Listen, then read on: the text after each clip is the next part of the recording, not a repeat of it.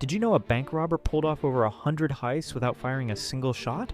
Willie Sutton was the gentleman thief who turned bank robbery into an art form.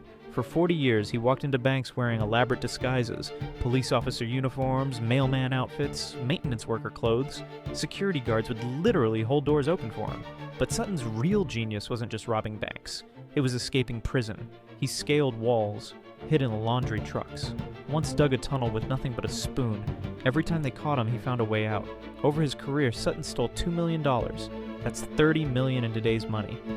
When reporters asked why he robbed banks, his answer became legendary, because that's where the money is. But here's the twist nobody saw coming. After his final release, this master criminal became a security consultant. The same banks he once robbed were now paying him to protect them. Willie Sutton had gone from breaking into vaults to building them. The ultimate career change.